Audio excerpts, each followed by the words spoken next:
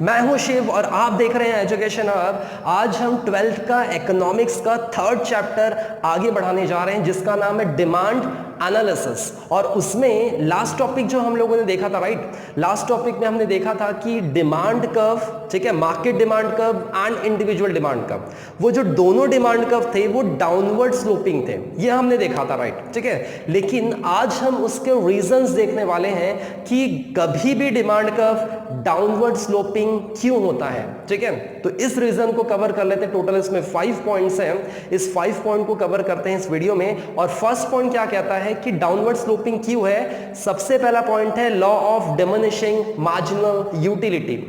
अब law of diminishing marginal utility हम देख चुके हैं ऑलरेडी, और उसमें हमने ये कवर किया था एग्जैक्टली कि जैसे जैसे क्वांटिटी ऑफ कमोडिटी कंज्यूमर के पास इंक्रीज होती है, एमयू जो है वो कम होते जाता है, ठीक है। और इसी वजह से क्या होता है कि जब कंज्यूमर क्या चाहता है पता है कि प्राइस जब कम होगी तो मैं ज्यादा खरीदूंगा उसको, इसीलिए कर्व जो होगा वो डाउनवर्ड स्लोपिंग होता है इसमें, ठीक है। सिंपल सी बात है, आपके पास कोई कमोडिटी की क्वांटिटी बढ़ रही है तो आपका सेटिस्फेक्शन लेवल क्या होगा, वो कम होते जाएगा। फिर आप उसको कब खरीदोगे, अब पहले जब आपने खरीदा होगा तो आपको उसकी जरूरत बहुत ज्यादा होगी, तो धीरे धीरे क्या होगा, एमयू कम होते जाता है जब हम इंक्रीज ऑफ स्टॉक उस कमोडिटी का बढ़ाते हैं। और इसी रीजन के वजह से क्या होगा कि आपका जो कर्व है वो डाउनवर्ड स्लोपिंग होगा। तो इसमें क्या लिखा है, we have seen that marginal utility goes on diminishing with an increase in the stock of the commodity। Simple सी बात जो मैंने आपको बताई कि जैसे जैसे कमोडिटी इंक्रीज होगी वैसे वैसे आपका एमयू घटते जाएगा, और इसका उल्टा भी होगा, ठीक है। Therefore the commodity consumer tend to buy more when prices will be fall.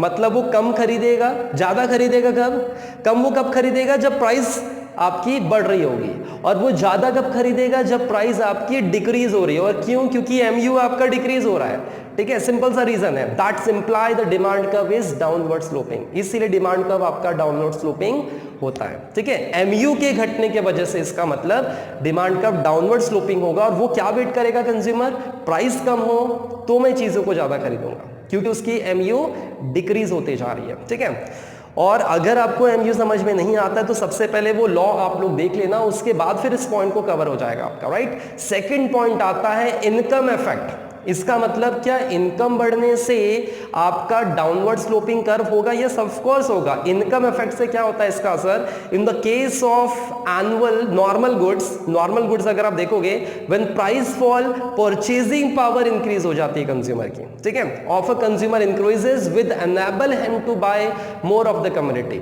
इसका मतलब अगर कोई कमोडिटी की प्राइस कम होगी तो उसकी जो परचेजिंग पावर है कंज्यूमर की वो बढ़ेगी, और जैसे जैसे परचेजिंग पावर बढ़ेगी तो वो क्या करेगा, वो ज्यादा परचेज करने की कोशिश करेगा, और इसी को इनकम इफेक्ट कहा गया। और इसके वजह से क्या होगा, आपका कर्व डाउनवर्ड स्लोपिंग होगा। हमने इंडिविजुअल और मार्केट डिमांड में शेड्यूल्स देखे थे कुछ, और इसमें मैंने आपको बताया था एग्जांपल देकर कि वहां पे जैसे जैसे प्राइस कम हो रही है आपकी डिमांड ऑफ क्वांटिटी इंक्रीज हो रही है। प्राइस कम होने से क्या हुआ, इसका मतलब परचेजिंग पावर बढ़ी, मेरा पैसा जितना खर्च हो रहा था पहले अब उतना खर्च नहीं होगा, तो मैं क्या करूंगा, यूनिट ऑफ कमोडिटी पर ज्यादा खरीदूंगा। और इसी वजह से यहां पे इनकम इफेक्ट की बात वहां पे बोली जा रही है, और इसके वजह से ही कर्व डाउनवर्ड स्लोपिंग रहेगा।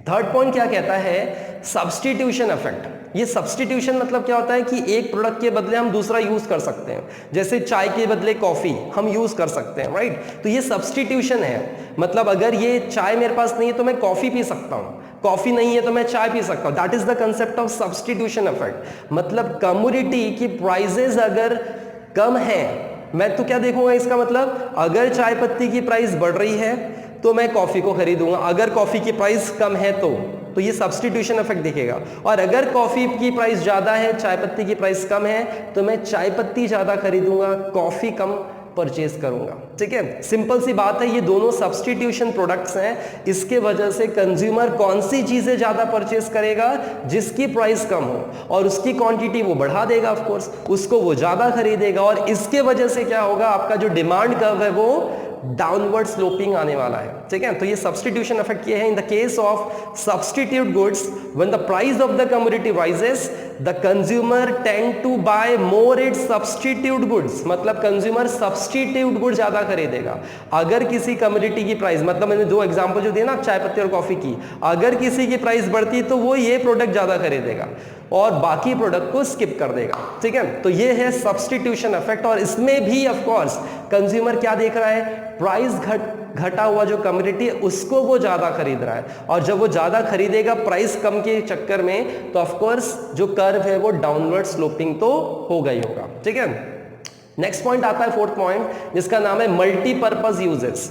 अगर किसी कमोडिटी का बहुत सारा यूज होगा, जैसे इलेक्ट्रिसिटी है, कोयला है, स्टील है, आयरन है, बहुत सारी ऐसी चीजें हैं, ये जो चीजें हैं इसके बहुत सारे यूज हैं, ठीक है। और जब इसके यूज ज्यादा होते हैं तो ऑफ कोर्स इसकी प्राइस बढ़ती है, और जब इसकी प्राइस बढ़ती तो हम थोड़ा बहुत उसको मतलब यूज करना कम कर देते हैं, पूरी तरह से बंद नहीं कर सकते लेकिन यूज करना कम कर देते हैं। और अगर यही मल्टीपल प्रोडक्ट्स की प्राइस कम हो जाए तो हमारा यूज बढ़ जाएगा। प्राइस देखो यहां पे भी प्राइस कम हो रही है, प्राइस जैसे ही कम होगी हम उसको ज्यादा यूज करेंगे, ज्यादा यूज करेंगे तो क्या होगा, डिमांड कर्व डाउनवर्ड स्लोपिंग होगा ही होगा, ठीक है।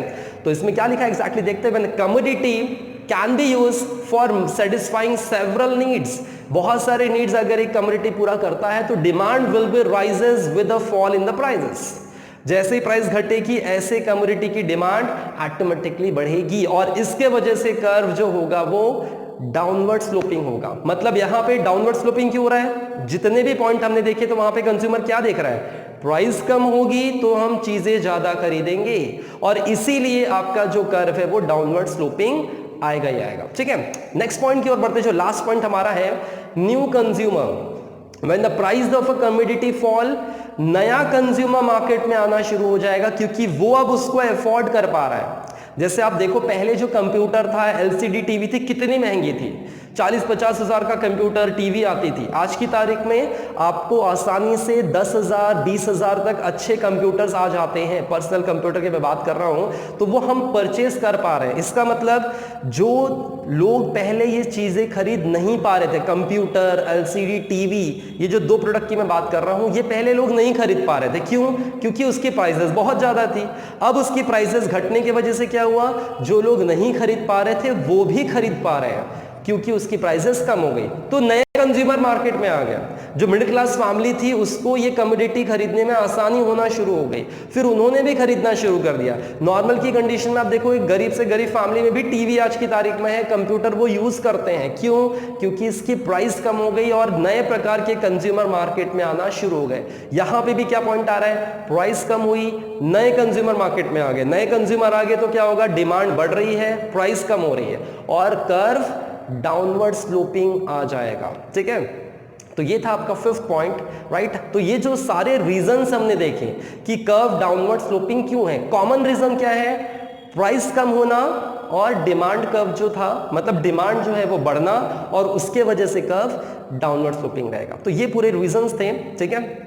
इस पॉइंट को समझिए और यहां पे अगर कोई डाउट आता है तो पूछिए ऑफ कोर्स आप लोग, और वीडियो पे बार बार आने के लिए, चैनल पे बार बार आने के लिए, सब्सक्राइब करने के लिए, इसको शेयर करने के लिए आप सभी का तहे दिल से धन्यवाद। चलिए मिलते हैं नेक्स्ट वीडियो में, तब तक के लिए जय हिंद, बाय बाय।